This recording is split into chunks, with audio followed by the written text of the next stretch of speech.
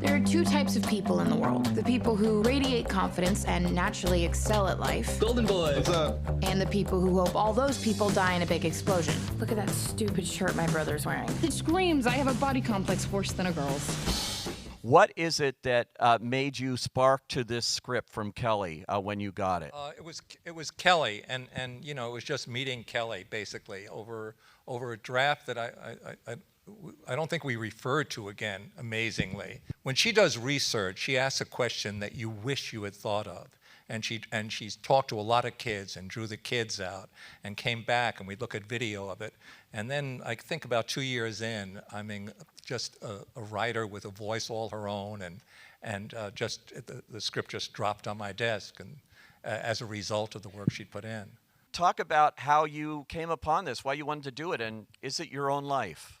I really was just interested in capturing this age as honestly as I could, and just with a real truthful look at how messy and complicated it is, and you know, and just didn't want to shy away from that. Wanted to let it be, you know, let it be everything, let it be warts and all. Look, I don't want to take up a ton of your time, but I'm gonna kill myself. I just thought that someone should know. I don't really know how this works. I'm probably gonna jump off an overpass in front of a semi, or a U-Haul, maybe just on a bus. I'm not gonna be a dick and make people watch, but it has to be big. It's gotta be so big that it just, done, kills me, lights out. Talk about relating to this character and how you found her. Talk about how you captured her. This really truly feels like an honest representation of what being a teenager really feels like today. But at the same time, this film had no sort of way of defining when it takes place, because it's so timeless in its universal themes. And there was so much that I felt. I didn't have a traditional high school experience. I was homeschooled, and with that in no way removed me from this character, because of the daily questioning she goes through, and that those questions being, who am I, and what am I good at, and how do I fit in, do I want to fit in? Those are questions I've just been trying to find the answers to the last couple of years of my life, and playing this character really was a sort of outlet for me to express all that in.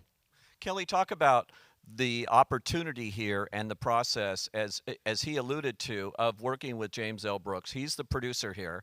So many gifts, I think, you know, working with Jim. First of all, it was amazing to me to get to do it in the first place, because there is actually nobody I admire more creatively or had my whole life. I mean, Jim's films were the films that made me want to be a filmmaker. So to actually get to work on something with him and have him as somebody to turn to and say, hey, what do you think about this, was incredible. And one of the first things, you know, when we sat down was he said, just, you know, go out, interview a bunch of teenagers, make sure you're getting the details right. And that was such a gift to me. I mean, because there's just, some of the details that you get, you can't make up.